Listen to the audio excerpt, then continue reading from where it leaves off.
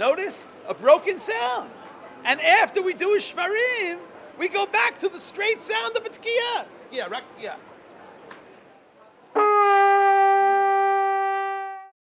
אין עוד מלבדו ואין המצלמה, ואנחנו הולכים להעביר את האורות הכי גדולים שבעולם, להתחיל בשמחה, להמשיך בשמחה, לגמור בשמחה.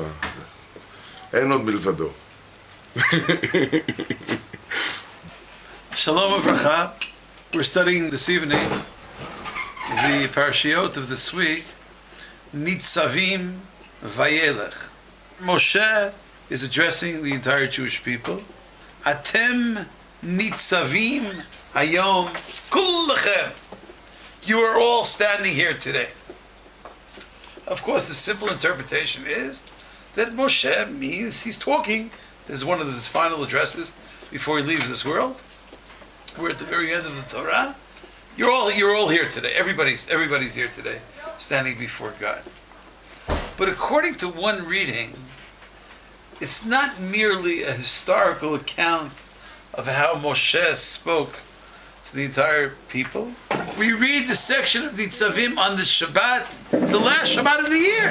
And perhaps the message of Nitzavim is, we will now be taught how we can be Nitzavim in judgment. If you're interested in standing upright, if you're interested in being successful in the judgment of God, which is connected to Rosh Hashanah, Atem Nitzavim, then how do you do it? Kullechem. You have to find some level to be together. The greatest measure of success will be celebrated if we're all together.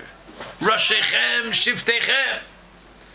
The leaders of your tribes, Ziknechem, V'shotrechem, the scholars, the elders, the officers, Kol Ish Yisrael, everybody, join together the young children, the infants, all the men and the women, join the strangers and the converts.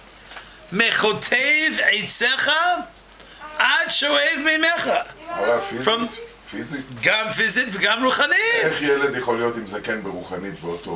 למה לא? אנחנו לא לומדים אותו טקסט. אבל בעמקות... מה זה בעמקות? יש ספר אחר בעולם שכולם לומדים אותו ספר? זה חלק מזה, כן? ואיך שזקן יתייחס בכבוד גם כן לקטן, ואיך שקטן יתייחס בכבוד לזקן. מחוטב עצך עד שואב מימך. From the wood choppers to the water carriers. No matter which category you're in. Can we appreciate the level of each person? Can we begin to understand the significance of each one as we prepare for Hayom, which according to one expanded level of interpretation means the day of Rosh Hashanah. Not the simple reading of Hayom, of course, in the text, but on some other level of sermonic interpretation. Atem Nitzavim Hayom. You're interested in success in Rosh Hashanah, then it must be with the force of Kullechem.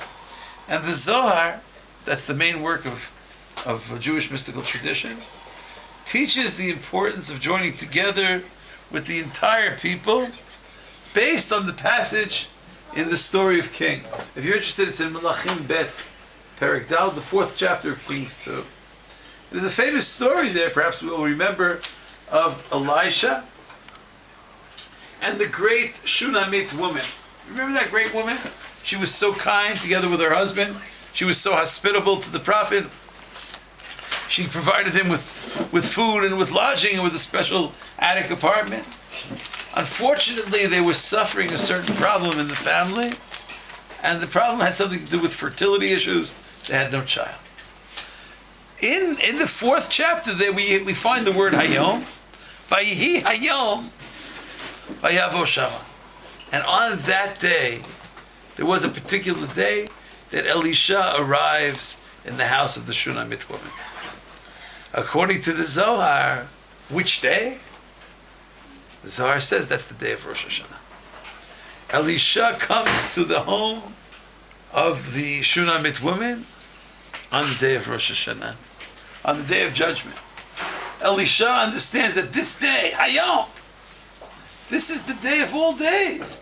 especially for a woman suffering who didn't have any children yet, especially for the problem of akarot. This is the day that nifkedubo. All the akarot of history. This is the day where Sarah unfortunately didn't have children, then she was blessed on Rosh Hashanah, and Rachel didn't have children, and she was blessed on Rosh Hashanah. Hannah didn't have children, and she was blessed on Rosh Hashanah. So this is the day. So he arrives in the house of the Shunamit, and he says, Hinei charadet eleinu et kol hacharada hazot. You did so much, you went through so much trouble for us. What can I do for you? Melasot lach. Can I help you? Hayesh ledaber lach el hamelech. Perhaps I could speak to the king for you. It says the Zohar. It doesn't mean the king. It doesn't mean he was going to be using political connections to help her. He means, should I put in a special word with God? Perhaps you deserve honorable mention. And she says, no, I'm not interested in that. I want to just be part of the people. 4 very powerful words which we should think about on Rosh Hashanah. B'toch ami anochi yoshavet. I would like to be part of the community. She had a sense of kulachem. She had a sense of Roshechem, Shiftechem, Zichtechem, Shodrechem. Kol Ish Yisrael. And the Zohar writes that if a person goes at it alone on Rosh Hashanah, then they are, in a certain sense, spiritually endangering their future. B'shah shadin toleh olam on Rosh Hashanah, lo yipared adam min haklal. Person should not separate themselves from the community. Pray for others. Think about others. B'toch ami anochi yoshavet.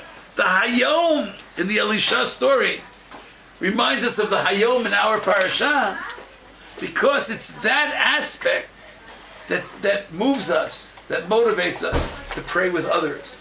When you pray with others, you don't only think about yourself. We pray in plural form. All of the prayers are written in plural to think about someone else, not just about ourselves. To think about someone else's needs. If you spend Rosh Hashanah only thinking about you, and you, and you, and you, and only you, then maybe it's not the kulachem. Maybe it's not the message of the Shunamit. The rabbis recommend that we pray in a room with windows. Why windows? Maybe you need windows to see God's glory, and maybe you need windows. Maybe you need windows to see that there's a world out there that you're supposed to also be connected to. So we hope that the message of Nitzavim should stimulate each of us to higher levels of religious accomplishment, and to give us the level of kulachem, of joining together. And if we do join together, then everyone here and there and everywhere will be blessed with the sweetest, happiest, healthiest, most all-encompassing blessing of Rosh Hashanah. We hope that everyone emerges Nitzavim in the most successful way, because we all have a sense of kulachem, because we all love each and every one of the members of the kulachem community. The leader of leaders and the follower of followers, the most distinguished and the ones who are not yet considered very prominent. We love them all, and we understand I also love them. What? I also love them. I'm happy to hear that. We love them all, and we understand their importance in terms of our approach to Rosh Hashanah. Thank you so much for listening. Shalom. Thank you, Rabbi. Adios.